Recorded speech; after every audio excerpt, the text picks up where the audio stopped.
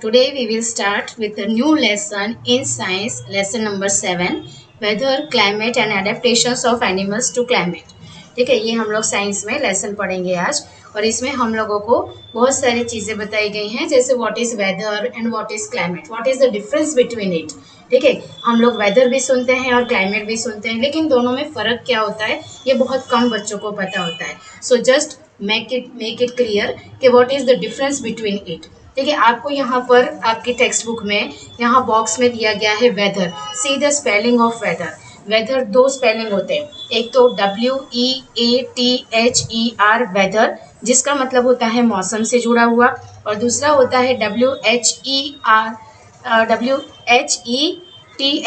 Weather. वो weather होता है कि करना है या नहीं करना है, यस और नो, उसमें उसको आंसर देना होता है. तो वो जो है वो कंडीशन होता है. और यहाँ पर जो ये वेदर है ये क्लाइमेट से जुड़ा होता है. तो you can see it very clear कि वेदर का मतलब आप स्पेलिंग में हमेशा याद रखना, WEA जो है वो मौसम से जुड़ा होता है. जो यहाँ पर हमें बॉक्स में दिया गया है कि वेदर जो है मैक्सिमम 16.1 डिग्री सेल्सियस तो -5 degree, minimum 2.6 degree Celsius that is -4 degree. ठीक है, ये सनसेट और sunrise, moon set, moon rise, everything is given here. This is related to the weather, जिसको हम मौसम कहते हैं, ये वेदर है. ठीक है, तो यहाँ पर हमें पढ़ना है कि what is the difference between the weather and climate. सबसे पहले हम लोग वेदर के बारे में बात करेंगे. वेदर का मतलब होता है रोज रोज जो चेंजेस होते हैं मौसम में, उसको कहा जाता है वेदर. आपने टीवी में भी देखा होगा कि वेदर की फोरकास्ट आती है ना, कल बारिश होगी या नहीं, कल किस हिस्सों में बर्फ गिरेगी, किस हिस्सों में ज़्यादा बारिश होगी, कहाँ पर बारिश नहीं होगी, या तो कहाँ पे ज़्यादा गर्मी पड़ेगी, कहाँ पे ज़्यादा ठंडी रहेगी. ये सब चीज़ें जो है हमें रोज़ रोज़ टेलीविज़न पे दिखाया जाता है, ये दिखाने के लिए कि क्या डिफरेंसेस है, क्या कल क्या होने वाला है. ठीक है, हमें मिनिमम टेम्परेचर और मैक्सिमम टेम्परेचर भी दिखाया जाता है. मिनिमम टेम्परेचर मतलब सबसे वो जब सबसे कम टेम्परेचर कब रहता है, मतलब सबसे ज़्यादा ठंडा उस दिन में कौन से टाइम पे था, और सबसे ज़्यादा टेम्परेचर यानी सबसे ज़्यादा गर्मी किस समय पर था, दोपहर में था, या कई बार ऐसा होता है दोपहर में तो कम होती है लेकिन शाम को ज़्यादा होती है. ज़्यादातर जब गर्मी का सीज़न होता है तो मॉर्निंग में ठंडा होता है, तब मिनिमम टेम्परेचर दिखाया जाता है, और दोपहर के समय बहुत ही ज़्यादा गर्मी होती है तब उसको मैक्सिमम टेम्परेचर दिखाया जाता है.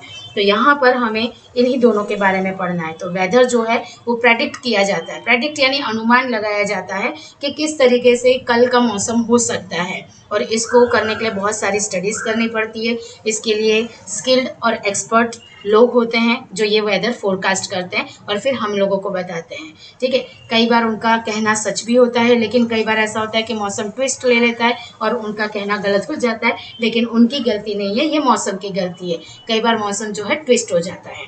ठीक है, कई बार कहा जाता है कि फ्लड आने की संभावना है, फ्लड आ सकता है, लेकिन वो फ्लड कभी कभी नहीं भी आता है ना. बहुत ज़्यादा बारिश होगी, कभी कभी बारिश नहीं भी होती है, हल्की सी बारिश होती है. तो ये सब जो है मौसम जो नेचुरल चीज़ है वो हमारे हाथ में नहीं है. ठीक है, कभी भी कुछ भी चेंज हो सकता है, लेकिन फोरकास्ट किया जा सकता है, जिससे हमें ये पता चल जाता है कि आने वाले समय में गर्मी कितनी होगी, ठंडी कितनी होगी, ज़्यादा बारिश होगी या नहीं, फ्लड आने की संभावना है या नहीं. ठीक है, तो ये सारी चीज़ें हम वेदर में पढ़ते हैं. तो यहाँ पर हम वेदर का थोड़ा सा रीड कर लेते हैं. देखो, यहाँ दिया है in figure 7.1 a sample of weather report from a newspaper is given. We find that the daily weather report carries information about temperature, humidity and rainfall during the past 24 hours. पिछले 24 घंटे का हम लोगों को सब कुछ पता चल जाता है ना. ड्यूरिंग पास्ट मतलब जो हमारे बीत रहा है, लास्ट का तो नहीं, जो हमारे बीत रहा है या तो फिर जो आने वाला समय है उसके बारे में फोरकास्ट किया जाता है, प्रेडिक्ट किया जाता है. It also predicts the weather for the day. Humidity, as you might know, is measure of the moisture in air. हमारे एयर में पानी का प्रपोर्शन, मॉइस्चर यानी जो गीलापन होता है उसका प्रपोर्शन कितना है, ये भी प्रेडिक्ट किया जा सकता है. ठीक है, और यहाँ पर हमें दिया गया है कि weather report are prepared by the meteorological department of the government. This department collects the data on temperature, wind etcetera and makes the weather prediction. है ना। यहाँ पे जो स्पेशल लोग होते हैं, जो स्किल्ड लोग होते हैं, वो गवर्नमेंट के मीटियोरोलॉजिकल डिपार्टमेंट में काम करते हैं। वो लोग जो है डेटा इकट्ठा करते हैं, टेम्परेचर का, विंड का, उस दिन का, और फिर रिपोर्ट तैयार करके हमें बताते हैं कि क्या होने वाला है। अब यहाँ पर हमको 7.1 में एक्टिविटी में ये कहा गया है कि आप कुछ न्यूज़पेपर्स ले लो और उसमें से वेदर के जो एक पेज पे आता है, सेकंड पेज पर गुजराती न्यूज़पेपर में आई थिंक सेकंड पेज या थर्ड पेज पर आता है वेदर रिपोर्ट, और टाइम्स ऑफ इंडिया में थर्ड पेज पर लेफ्ट साइड में आता है। वहाँ पर आप देख सकते हो कि ये जो वेदर रिपोर्ट है वो दिया है, और उसको आप रोज़ के रोज़ आप कटिंग कर कर देखोगे तो उसमें आपको हर रोज़ का टेम्परेचर दिखाया जाएगा, कितना मैक्सिमम है, कितना मिनिमम है, कितना ह्यूमिडिटी है, कैसा मौसम रहेगा, सब कुछ दिखाया जाता है। ओके, तो ये एक्टिविटी आपको करने के लिए यहाँ पर कहा गया है। और टेबल 7.1 ये आपको फिल करने के लिए बोला गया है। ठीक है, ये 2006 की बात है, तो हम 2006 का न्यूज़पेपर तो हमें नहीं मिलेगा, लेकिन हाँ आप 2021 का जरूर ले सकते हैं, वो भी अगस्त मंथ का आपके घर न्यूज़पेपर आता होगा, तो आप उस पिछले एक हफ्ते का ले लो। अगर इतना पहले का आप नहीं ले पाते हो तो हमारे सितंबर महीने का जो फर्स्ट डेट से शुरू होता है वो फर्स्ट डेट से आप ले लोगे, तो भी आपको 7 डेज का सब maximum temperature, minimum temperature, minimum humidity, maximum humidity और रेनफॉल, ये सारी चीज़ें आपको उसी वेदर रिपोर्ट में मिल जाएगी। ठीक है, तो वेदर रिपोर्ट में हो सकता है कि आपको रोज़ का रोज़ रेनफॉल नहीं भी बताया जा रहा हो, लेकिन बाकी चीज़ें आपको ज़रूर मिल जाएगी। ठीक है, रेनफॉल कैसे मेज़र किया जाता है, तो यहाँ हमें बॉक्स में दिया है, rainfall is measured by an instrument called the rain gauge. It is basically a measuring cylinder with a funnel on top to collect the rain water। ठीक है, एक मेजरिंग सिलेंडर रखा जाता है जो बीच में रख दिया जाता है। जब बारिश गिरता है तो वो फनल को रख दिया जाता है जिसके ऊपर ऑलरेडी मेजर किया होता है, और रेन वाटर तब तक रखा जाता है जब तक कि बारिश शुरू होने से लेके एंड तक, जब तक बारिश होती रहती है। जब बारिश नहीं होती है, बंद हो जाती है, तब उस फनल को ले लिया जाता है और देखा जाता है कि आज कितना पानी बरसा है यहाँ पर। तभी वो हमें बता पाते हैं कि कहाँ पर कितने इंच बारिश हुई है, राइट, कहाँ पे ज़्यादा बारिश हो गई, कहाँ पे बहुत कम हुई है। तो इस तरह से वो रेन गॉज से हमें मेज़र करके बताते हैं। तो यहाँ पर हमें दिखाया गया है कि सारे 7 डेज का हम ये सब कुछ कलेक्ट कर सकते हैं। हमें वेदर रिपोर्ट से ये सारी चीज़ें मिल जाती हैं। ठीक है, तो यहाँ पर हम देखेंगे कि वेदर किसको कहा गया है। The day to day condition of the atmosphere at a place with respect to the temperature, humidity, rainfall, wind speed, etc. is called weather at that place। ठीक है, वेदर हमको ये सारे हमारे एलिमेंट्स हैं। ठीक है, कौन कौन से एलिमेंट्स है, temperature, humidity, rainfall, wind speed, ये सब जो है एलिमेंट्स है। इन्हीं से पता लगाया जाता है कि कहाँ पर किस तरीके का मौसम है। Okay, the temperature, humidity and other factors are called the elements of the weather. Weather of a place changes day after day and week after week। ठीक है, ये इसलिए होता है क्योंकि जैसे जैसे मौसम बदलता है वैसे वैसे ये सारी चीज़ें भी बदलती रहती हैं। एंड टू ह्यूमिड और टू वार्म, हो सकता है कि हम बहुत तेज़ बारिश, ठीक है, ये सारी चीज़ें जो है हम लोगों को ये बताता है कि जो कल का दिन बहुत गर्म, बहुत ही ह्यूमिडिटी वाला था, या तो फिर वेदर जो था वो लास्ट वीक का बहुत गर्म था, ये सारी चीज़ें हमें यहाँ से पता चलती है। और वेदर जो है काफ़ी कॉम्प्लेक्स फिनोमिना है, रोज़ थोड़े थोड़े टाइम पर चेंज होता है। आप इसको महसूस कर रहे होंगे कि इस वक्त हमारे यहाँ मानसून सीज़न चल रहा है, लेकिन आप देखते होंगे कि 2 मिनट एकदम ड्रिजल होता है, मतलब बहुत ही हल्की सी बारिश आती है, फिर थोड़ी देर के लिए 2-5 मिनट के लिए धूप निकल आती है। जैसे ही क्लाउड आ जाते हैं फिर से अंधेरा छा जाता है, फिर से थोड़ी सी हल्की सी बारिश हो जाती है, फिर थोड़ी देर के बाद थोड़ा सा ठंडा मौसम हो जाता है और धूप निकल आती है, फिर गर्मी शुरू हो जाती है। मतलब इस तरीके का ये जो है ये हम लोग को बहुत ही कंफ्यूज करता है कि आखिरकार ये मौसम क्या बताना चाहता है। ठीक है, तो इसके बीच में हम लोगों को मिनिमम, मैक्सिमम, ये सारे टेम्परेचर जो है मेज़र किए जाते हैं, और बहुत ही जगह जगह के ऊपर डिपेंड है। हो सकता है कि हमारे यहाँ इस तरह का मौसम हो, आपके यहाँ कंटिन्यूस बारिश हो रहा होगा, कहीं पर बारिश ही नहीं होगी, बिल्कुल धूप निकला होगा। ठीक है, तो डिपेंड करता है कि जगह कैसी है और कौन सी जगह पे क्या चल रहा है। कभी कभी सडनली क्लाउड्स आ जाते हैं, कभी कभी सडनली धूप आ जाती है। ठीक है, तो ये सारी चीज़ें एक्सपीरियंस की जाती हैं वेदर में। यहाँ पर हम देख सकते हैं 7.2 का जो ग्राफ है, तो graph showing the variations of maximum temperature during 2003 to 2009 अगस्त में ये डेट है 3rd डेट से लेके 9 डेट तक, अगस्त में 2006 का। ठीक है, तो ये हमें ये बताता है कि कितना टेम्परेचर में कितना डिफरेंसेस देखने को मिला है। ठीक है, ये जो नीचे है ये डेट है, ठीक है, और ये डेट है, सॉरी ये डेट है, नीचे जो है 3 से लेकर 9 तक, ठीक है, ये डेट है हमारा 2006 का ये फोरकास्ट है। और ये जो है हम लोगों को बता रहा है कि कितना टेम्परेचर है। तो ये जो हमको 21 से 27 दिख रहा है, ये टेम्परेचर बता रहा है, ठीक है। नीचे जो है ये हमें डेट दिखा रहा है, और ये हमें बता रहा है कि थर्ड डेट को आप यहाँ देख सकते हो कॉलम में, थर्ड डेट को 26 डिग्री टेम्परेचर मैक्सिमम बताया जा रहा है, फोर्थ को 23.5 हो गया, फिफ्थ डेट को जैसे ही 25 डिग्री हो गया, सिक्स डेट को 22 डिग्री। इस तरह से हमें रोज ना कुछ चेंजेस देखने को मिल रहा है। Okay, so it is clear that रोज का रोज टेम्परेचर जो बदलता है उसे हम वेदर कहते हैं। ओके, यहाँ पर हमें एक बॉक्स में दिया गया है, all changes in the weather are caused by the sun. The sun is the huge sphere of hot gases at a very high temperature. The distance of the sun from us is very large. Even then, the energy sent out by the sun is so large that it is the source of all heat and light on the earth.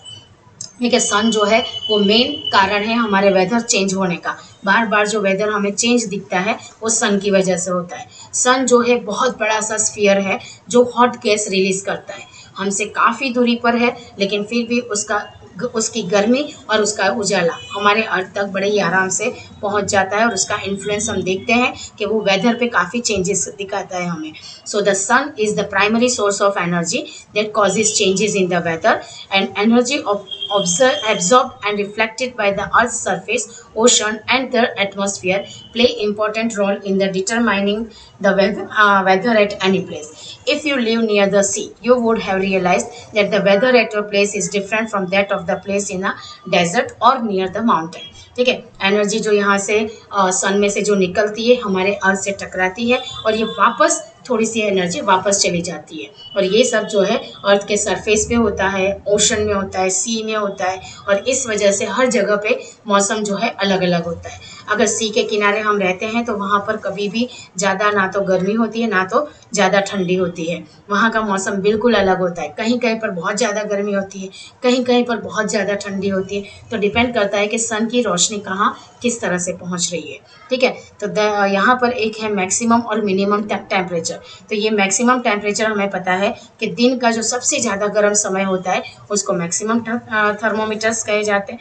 ठीक है, और जो सबसे कम समय का लिए जो बहुत ही कम टेम्परेचर हमको दिखाता है उसको मिनिमम थर्मोमीटर कहते हैं।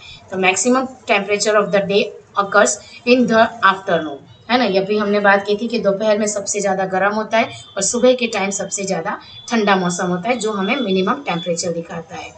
ओके, अब हम आगे चलते हैं, यहाँ पर क्लाइमेट के बारे में पढ़ते हैं। क्लाइमेट क्या होता है, जो काफ़ी लंबे समय तक हमको जो दिखाता है कि सेम पैटर्न जो है चलता आ रहा है, इसमें कोई ज़्यादा चेंजेस नहीं है, और वो क्लाइमेट उसको कहा जाता है। इसका यहाँ पर हमें डार्क लेटर में दिया है, average weather pattern taken over a long time says 25 years is called the climate of the place. यहाँ पर हमें 7.2 टेबल और 7.3 टेबल में दो अलग अलग जगह का बताया गया है। एक नॉर्थ का जो श्रीनगर में है, जम्मू एंड कश्मीर का इन्फॉर्मेशन दिया गया है। यहाँ पर हमें थिरुवनंतपुरम जो केरला में है वहाँ के क्लाइमेट का इन्फॉर्मेशन दिया गया है। पूरे जनवरी महीने से लेकर दिसंबर तक दिया गया है, और यहाँ पर भी जनवरी से दिसंबर तक का दिया गया है। डेली मैक्सिमम और मिनिमम टेम्परेचर दिए गए हैं, और रेनफॉल का दिया गया है। The number for the means total rainfall have been rounded off. यहाँ पर ज़्यादातर जो है ये राउंड फिगर्स में हमें दिए गए हैं, पॉइंट्स में बहुत कम दिए गए हैं। हम दोनों के टेबल को अगर कंपेयर करेंगे तो देखा जाएगा कि श्रीनगर में बहुत ज़्यादा ठंडी पड़ती है, राइट, और यहाँ केरला में उस हिसाब से गर्मी पड़ती है। ठीक है, यहाँ पर बारिश जो है वो बहुत ज़्यादा होती है श्रीनगर वगैरह में, राइट, और यहाँ पर जबकि धीरे धीरे बारिश कम से कम होने के साथ साथ धीरे धीरे ये बढ़ती जाती है। और यहाँ पर जो है जम्मू एंड कश्मीर में बारिश धीरे धीरे सेम टू सेम रहती है, ज़्यादा यहाँ पर कोई ज़्यादा डिफरेंसेस नहीं है। जबकि यहाँ पर हम बहुत ज़्यादा डिफरेंस देख सकते हैं कि जनवरी, फरवरी, मार्च में बहुत ही कम है, दिसंबर में भी कम है, लेकिन अप्रैल से लेकर नवंबर तक बारिश काफ़ी दिखी जा रही है। ठीक है, तो इस तरह से हम यहाँ पर इनके में दोनों में कंपैरिजन देख सकते हैं। राजस्थान जो है बहुत ही गर्म मौसम होता है, यहाँ पर हम देख सकते हैं कि बहुत ही गर्म हवा चलती है जिसे हम लू कहते हैं, और वहाँ पे मॉइस्चर का प्रोपोर्शन बहुत कम होता है। तो विंटर के सीज़न में वो टेम्परेचर जो होता है काफ़ी लो हो जाता है, काफ़ी ठंडा मौसम हो जाता है, लेकिन गर्मी के समय में बहुत ज़्यादा गर्म होता है। और यहाँ पर सन भी जो है काफ़ी देर से ढलता है, तो रात तक जो है यहाँ पर हम कहेंगे कि रात के 8 बजे तक भी कई बार धूप देखी जाती है। तो ये डिपेंड करता है कि सन इनके ऊपर किस तरह से कौन से एंगल से गिर रहा है, इसके ऊपर डिपेंड होता है। ठीक है, अब यहाँ पर है क्लाइमेट एंड एडेप्टेशंस। अब जिस तरह के एनिमल्स जहाँ पर रहते हैं उस तरह के मौसम को वो अपना लेते हैं। हम भी ऐसे हैं, हम भी जहाँ रहते हैं वहाँ के मौसम को अपना लेते हैं, राइट। हम तो क्या एनिमल्स भी अपना लेते हैं, वहाँ के फॉरेस्ट अपना लेते हैं, ट्रीज़ अपना लेते हैं, राइट। यानी कि प्लांट्स, एनिमल्स, ह्यूमन बींग, हम सब जो है मौसम के हिसाब से अपने आप को ढाल लेते हैं। इसी को कहा जाता है एडेप्टेशन। एडेप्टेशन का मतलब ये होता है, ठीक है। तो क्लाइमेट और एडेप्टेशन ये दोनों किस तरीके से अफेक्ट करते हैं ये हम एक्टिविटी 7.2 में देखेंगे। देखो, द पोलर रीजन। पोलर का मतलब होता है जहाँ पर बहुत ही ज़्यादा ठंडा पड़ता है, हमारे अर्थ का एकदम ऊपर का हिस्सा और एकदम नीचे का हिस्सा, जिसको हम फ्रिजिड जोन कहते हैं। वहाँ पर बर्फ़ ही बर्फ़ जमी होती है और बर्फ़ के पहाड़ होते हैं, बर्फ़ की नदियाँ और सी बहते हैं वहाँ पर। इसको कहा जाता है पोलर रीजन। वहाँ पर ऐसा होता है कि 6 महीने तक कई बार ऐसा होता है कि वहाँ पर धूप ही नहीं पहुँचती है, जिसकी वजह से सब कुछ जो है बर्फ़ में दब जाता है। लेकिन फिर भी वहाँ के एनिमल्स जो हैं अपने आप को उसमें ढाल लेते हैं, वो लोग सो जाते हैं और बहुत टाइम के बाद वो उठते हैं, जिसको हम लोग हाइबरनेशन कहते हैं। तो हम लोग थोड़ा पढ़ते हैं कि ये पोलर रीजन में और क्या बता रहे हैं। See, the polar regions present an extreme climate. These regions are covered with the snow and it is very cold for most part of the year. For 6 months, the sun does not set at the poles, while for the other 6 months, the sun does not rise. In winters, the temperature can be as low as minus 37 degrees Celsius. Animals living there have adapted to these severe conditions. Let us see how they are adapted by considering the examples of the polar bear and penguins. ठीक है, यहाँ पर देखो हमें बताया जा रहा है कि 6 महीने वहाँ पर बिल्कुल गर्मी होती है, मतलब बिल्कुल अंधेरा होता है, और 6 महीने उजाला ही होता है, रात होती ही नहीं है। ठंड इतनी पड़ती है कि -37 डिग्री सेल्सियस तक चला जाता है, और एनिमल्स जो हैं वहाँ पर जो रहते हैं वो इस कंडीशन में भी अपने आप को जिंदा रखते हैं। पोलर बेयर्स और पेंगुइन एक ऐसा ही एग्जाम्पल है। Polar bears have the white fur so that they are not easily visible in the snowy white black background. It protects it from their predators. It also helps them in catching their prey. To protect them from the extreme cold, they have 2 thick layers of fur. They also have a layer of fat under the skin. In fact, they are so well insulated that they have to move slowly and rest often to avoid getting overheated. ठीक है, यहाँ पर उन लोगों को बताया गया है कि पोलर बेयर जो है उनका ऊपर का फर जो होता है एकदम सफ़ेद होता है बर्फ़ की तरह, ताकि वो अपने शिकार को शिकार कर सके और बड़े वाले शिकार से बच सके। ठीक है, भगवान ने उनको एक चमड़ी के नीचे जो है एक बहुत ही मोटा सा लेयर दिया है, उसका फैट का दिया है, ताकि वो गर्माहट उनको मिल सके। बहुत ही आराम से धीरे धीरे वो लोग चलते हैं ताकि वो जो है रेस्ट जो है ओवरहीट ना हो जाए। ठीक है, and physical activities on warm days necessities cooling, so the polar bear goes for swimming. कई बार ऐसा होता है जब गर्मी आ जाती है, जब उनके यहाँ 6 महीने धूप ही निकलती है, तब वो लोग बहुत ही ठंडे वाले जगह पर स्विमिंग करने के लिए चले जाते हैं। So it is they are very good swimmer. और उनके जो पॉज होते हैं, जो उनके पाँव के नीचे का होता है, ये काफ़ी वाइड और लार्ज होता है, जो उनको स्विमिंग करने में हेल्प करता है, which helps it not only to swim but also to walk easily in the snow. ठीक है, वो जो उनके पॉज होते हैं बहुत ही चौड़े होते हैं, बहुत ही मोटे होते हैं, ताकि वो स्विमिंग भी आराम से कर सके और आराम से बर्फ में चल भी सके। It can close it's nostrils and can remain under water for long duration. वो अपने नाक के नोस्ट्रिल्स को बंद करके काफ़ी लंबे समय तक पानी के अंदर रह सकते हैं। And it has a strong sense of smell so that it can catch its pray for food. और उनकी जो सूंघने की ताकत है बहुत ही तेज़ होती है, ताकि वो अपने शिकार को जल्दी से पकड़ सके और खाना मिल सके उन्हें। We can understand the adaptations of the polar bear with the help of the flow chart. यहाँ पर नीचे फ्लो चार्ट दिया है, यहाँ से हम आराम से देख सकते हैं कि ये हमें क्या बता रहा है। देखो, ये रहा पोलर बेयर। ठीक है, तो हम इसके लिए सब कुछ पहले यहाँ से पढ़ते हैं। ये है 7.3 figure, adaptations of the polar bear. हम स्टार्टिंग करते हैं यहाँ से। The fur white fur is not easily visible in the snowy white background, क्योंकि इनका जो कलर है एकदम वाइट कलर का फर इनको दिया गया है, भगवान ने इनको दिया है। वैसा ही यहाँ पीछे का भी नज़ारा वैसा ही होता है, क्योंकि ये पूरे बर्फ में ही रहते हैं। ठीक है। It has a very strong sense of smell, उनके सूंघने की ताकत बड़ी तेज़ होती है। It helps the bear to locate and catch its prey, ताकि वो आराम से ये लोकेट कर सकते हैं कि उनका शिकार कहाँ पर है और उसे वो झट से पकड़ लेते हैं। It has the long curved and sharp close, उनके जो पंजे होते हैं बहुत ही तेज़ होते हैं। ठीक है, क्योंकि इनको फ्लैश खाना होता है, इसलिए इनके पंजे के नाखून बहुत ही तेज़ होते हैं और उनकी ये जो कर्व्स होते हैं बहुत ही लंबे लंबे होते हैं। This helps it to walk on ice, और इन्हीं की वजह से वो लोग आइस में बड़ी आराम से चल सकते हैं। It has a layer of fat under its skin, उनके फैट, उनका जो लेयर होता है ऊपर का जो फर है उसके नीचे स्किन होती है। स्किन के नीचे एक बहुत ही मोटा लेयर होता है जो फैट का बना होता है, जो इनको गर्मी प्रोवाइड करता है। The fat insulates its body from the cold and keep it warm. ठीक है, और इसी की वजह से इनको गर्माहट मिलती है। This keep it warm in the cold weather. It has two thick layer of fur and its predators and prey are unable to see it. इनका कलर ऐसा होता है कि इनके शिकार जो है, इनके जो शिकारी जो होते हैं वो इनको स्पॉट नहीं कर पाते हैं, क्योंकि इनका कलर जो है एकदम स्नो जैसा सफ़ेद होता है। Another well non living animal another well-known animal living in the polar regions is the penguin. It is also white and merges well with the white background. It also has the thick skin and a lot of fat to protect it from the cold. You may have seen the pictures of penguins huddled together. This they do to keep them warm. Recall how the warm you feel when you are in the hand hall full of people. ठीक है, और दूसरा creature हम लोग देख सकते हैं यहाँ फोटो में, पेंगुइन्स है। पेंगुइन्स भी जो है एकदम सफ़ेद कलर के होते हैं, लेकिन उनकी जो बाहर की ऊपरी लेयर होती है वो ब्लैक कलर की होती है, जिससे ये जो है इनका जो वाइट कलर का है ये स्नो के साथ तो मिक्स हो जाता है, लेकिन उनको अलग कर देता है इनके बाकी का हिस्सा जो कि ब्लैक कलर का है। ठीक है, ये लोग एक साथ ही हमेशा पाए जाते हैं। आप कभी भी ध्यान से देखना, पेंगुइन्स जो है हमेशा बहुत ही बड़ी ग्रुप में चलते हैं, इसलिए चलते हैं क्योंकि उनको गर्माहट मिल सके। हम भी देखते हैं ना कि हम जब अकेले ठंडी के दिनों में बैठे होते हैं तो हमें ठंडी लगती है, लेकिन पूरा हॉल अगर लोगों से भरा हो तो गर्माहट प्रोवाइड करती है। ठीक है, यहाँ पर हमको दिए गए हैं फीट्स ऑफ पेंगुइन। ये देखो, ये पेंगुइन के पैर हैं, किस तरीके के उनके पैर है ना, like the polar bears. Penguins are also good swimmer. जिस तरह से पोलर बेयर बहुत ही आराम से पानी में तैरते हैं, सेम वे पेंगुइन भी पानी में बड़े ही आराम से तैरते हैं। उनके पैर हम देख सकते हैं किस तरीके का है। Their bodies are streamlined and their feet have webs making them good swimmer, है ना। इनके पैरों की वजह से, पंजों की वजह से ये काफ़ी अच्छी स्विमिंग कर लेते हैं पानी में।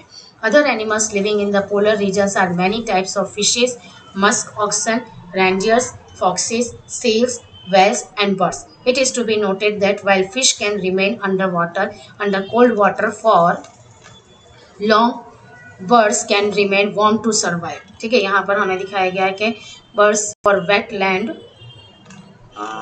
यहाँ पर है, it is noted for the long birds must remain warm to survive, they migrate to warmer places when winter sets in. ठीक है, यहाँ पर हमको ये दिखाया गया कि बहुत सारे फिशेज ऐसी होती हैं जो नीचे पानी में रहती हैं। ठीक है, इसके अलावा और भी उन्होंने नाम दिए गए हैं। ये सारे जो हैं कुछ पोलर रीजन्स में रहते हैं। ठीक है, और यहाँ पर हमें दिखाया गया है कि कुछ बर्ड्स ऐसे होते हैं जो अपने आप को सर्वाइव करने के लिए एक जगह से दूसरी जगह चले जाते हैं, जिसको हम माइग्रेटरी कहते हैं। They migrate to warmer regions when winter sets in, they come back after the winter is over. You know probably that India is one of the destinations of many of these birds. You must have seen or heard about the Siberian crane that comes from Siberia to the place like Bharatpur in Rajasthan and Sultanpur in Haryana and some places and some wetlands of the north east and some other parts of India. ठीक है, बहुत सारे animal, बहुत सारे birds ऐसे हैं जब उनके यहाँ बहुत ज़्यादा ठंडी पड़ने लगती है तो वो दूसरी जगह पे शिफ्ट हो जाते हैं। इनमें से कई बर्ड ऐसे हैं जैसे कि साइबेरियन क्रेन, वो हमारे इंडिया में आते हैं और कई जगह पे गुजरात में, राजस्थान में ये पाए जाते हैं। और जैसे ही यहाँ पर गर्मी शुरू हो जाती है और उनके यहाँ पर ठंडा होने लगती है, तब ये हमारी जगह छोड़कर अपने घर वापस लौट जाते हैं। ठीक है, अब हम देखते हैं यहाँ पर ट्रॉपिकल रेन फॉरेस्ट। यहाँ पर हमें एक पिक्चर दिखाया गया है 7.7 रेड आइड फ्रॉग हमें दिख रहा है, दूसरा यहाँ पर दिखाया जा रहा है और न्यू वर्ल्ड मंकी। ठीक है, अब इसके बारे में हम पढ़ते हैं कि ट्रॉपिकल रेन फॉरेस्ट क्या होता है। Tropical regions have generally a hot climate because of its location around the equator. Even in the coldest month, the temperature is generally higher than about 15 degrees Celsius. During the hot summers, the temperature may cross 40 degrees Celsius. Days and nights are almost equal in length throughout the year, and these regions get plenty of rainfall. An important features of this region is the tropical rainforest. ठीक है, tropical rain forest में ऐसा होता है कि यहाँ पर काफ़ी गर्माहट होती है क्योंकि ये इक्वेटर के आसपास बसा हुआ है। बहुत ज़्यादा ठंड के मौसम में भी 15 डिग्री से ज़्यादा यहाँ का टेम्परेचर रहता है। गर्मी के दिनों में तो ये 40 डिग्री को भी क्रॉस कर देता है। इसका मतलब ये कि यहाँ पर गर्मी हमेशा 12 महीने रहती है। इसी की वजह से यहाँ पर बारिश भी बहुत तेज़ होती है। ठीक है, रेन फॉरेस्ट और ट्रॉपिकल रेन फॉरेस्ट है वहाँ पर जो है हमारी कंट्री में देखा जाता है कि वेस्टर्न घाट और आसाम ये दो जो है ट्रॉपिकल रेन फॉरेस्ट यहाँ पर पाए जाते हैं। इसके अलावा South East Asia, Central America, Central Africa ये सारे ट्रॉपिकल रेन फॉरेस्ट में आते हैं। Because of the continuous warmth and rain this region supports the wide variety of plants and animals. Major types of the animals living in rain forest are monkeys, apes, gorillas, tigers, elephants, leopards, lizards, snakes, birds and insects। ठीक है, क्योंकि यहाँ पर continuous बहुत ज़्यादा गर्मी होती है, बारिश का मौसम भी होता है, तो तरह तरह के यहाँ पर एनिमल्स और प्लांट्स पाए जाते हैं। कई तरह के वेराइटीज पाए जाते हैं, जैसे कि आपको यहाँ एनिमल्स के नाम दिए गए हैं। Climatic condition in the rain forest are highly suitable for supporting an enormous number and variety of animals. Since the numbers are large, there is intense competition for the food and shelter. Many animals are adapted to living on the trees. Red-eyed frog has developed sticky pads on its feet to help it climb tree on which it lives. To help them live on the trees, monkeys have long tails for grasping branches. Their hands and feet are such that they can easily hold on to the branches. है ना, जो लोग जहाँ पर रहते हैं उसी तरह के उनके बॉडी स्ट्रक्चर भी बने होते हैं। जैसे यहाँ पर अगर बहुत सारे एनिमल्स रहते हैं तो खाने के लिए भी उनके में कंपटीशन बढ़ जाती है, रहने के लिए कंपटीशन बढ़ जाती है। तो रहने के लिए लोग अपने अपने लिए बहुत ही अच्छी अच्छी जगह ढूंढ लेते हैं। कई एनिमल्स ऐसे होते हैं जो ट्रीज पर रहते हैं। ठीक है, रेड आइड फ्रॉग जो है उसके पास अपने पैर में एक स्टिकी पैड होता है, जैसे ही वो वहाँ पर पहुँचता है वो चिपक जाता है ट्री के ब्रांचेस पर और वहाँ वो आराम से रह सकता है। मंकीज तो हमें पता ही है, अपने पूंछ से वो ब्रांचेस को पकड़ लेते हैं और चढ़ जाते हैं और आराम से वहाँ बैठकर वो अपना पूरा दिन गुजार सकते हैं और खेलते रहते हैं, है ना। As there is competition food, अगर हम कंपटीशन की बात करें, खाने की कंपटीशन की बात करें, तो यहाँ पर हर किसी को खाना आराम से नहीं मिलता है, उन्हें बहुत स्ट्रगल करना पड़ता है खाने के लिए। A striking example is that of the bird tycoon which possesses a long large beak. This helps a tycoon to reach the fruits of branches which are otherwise too weak to support its weight। ठीक है, tycoon जो है अपने लंबी beak और लंबी और large beak उनकी होती है जिससे कि वो फ्रूट्स को पा सके, ब्रांचेस के ऊपर जो फ्रूट्स लगे हैं उसको वो पा सके। अगर वो ऐसा नहीं करेगी तो उसका वेट इतना ज़्यादा होता है कि वो शायद फ्रूट्स तक ना पहुंच पाए, शायद उनकी डाली जिस डाली पर फ्रूट लगा है वहाँ पर अगर वो बैठेगी तो टूट जाएगा क्योंकि उसका वेट ज़्यादा होता है। ठीक है, many tropical animals have sensitive witty hearing, sharp eyesight, thick skin and skin color which helps them to camouflage by blending with the surroundings.